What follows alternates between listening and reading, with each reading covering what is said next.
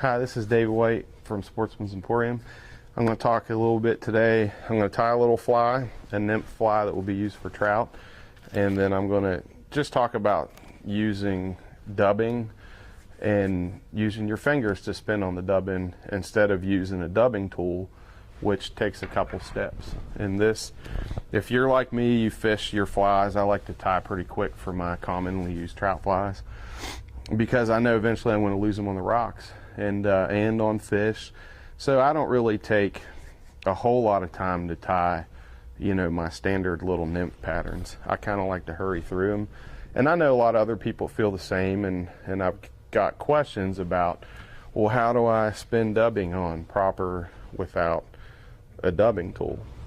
Because the dubbing tool does take a lot of extra time. So that's what we're going to do today.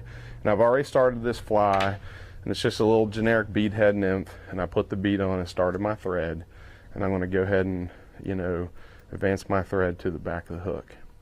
And this is assuming you know a little bit about the very basics of fly tying. So what I'm going to do is I'm going to use two different types of dubbing. I'm going to use basically it's a rabbit dubbing from Spirit River. It's a natural rabbit fur, and it's a gray color, like a gray tan. And then there's a mottled peacock blend of dubbing that just has some different colors in it, a little sparkle. It has some greens and even a little bit of purples and yellows and black. So it's a little bit of a mottled color, and that gives me the head of the fly. So what I'm going to do is, this nymph is just nothing but dubbing and a bead head on the front of it. So I'm going to start and dubbing this thing. I'm going to pull just a little bit out and go ahead and get it ready, put it right here in front of me on the table. And then I'm going to take my dubbing wax. And this is the key to dubbing with your fingers and doing it right and getting your dubbing to stick. I'm going to take this dubbing wax, get a little bit out of the container here, and I'm going to cover my thread with it really good. So I got a nice sticky wax base on my thread.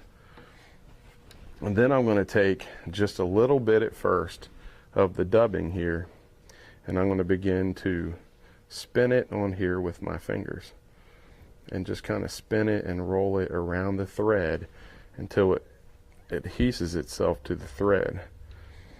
And I like to put on just a little bit at a time so I can build my body taper where it would be a thinner body at the back of the hook and a little bit fatter towards the head.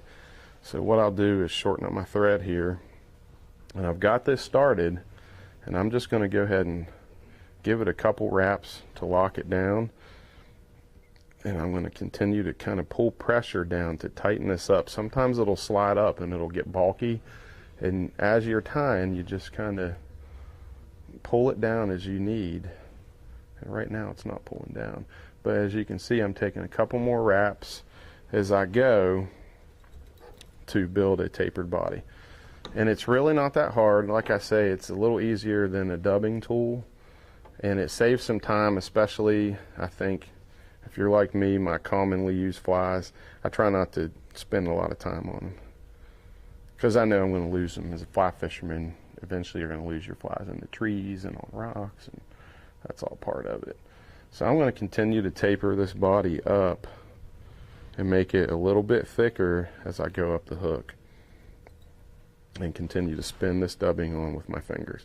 It's that easy. And you can do, when you get used to this, you can really do these flies really fast. And there, it kind of bunched out on me at the end, so I'm going to unwrap that and spin it back on to lock that down. Okay, now I got my gray body, and I want to put a little green head on it. This sort of looks like a thorax and a head. So I'm going to do the same thing I did. It's just a little bit different blend of dubbing and a different color. I'm going to put the wax on my thread, spin this, and kind of pull up towards the hook and thin it out because I don't want it to be too thick on there. So now I'm going to start this. I got one wrap. That kind of locks it down, and I'm going to tighten it up again.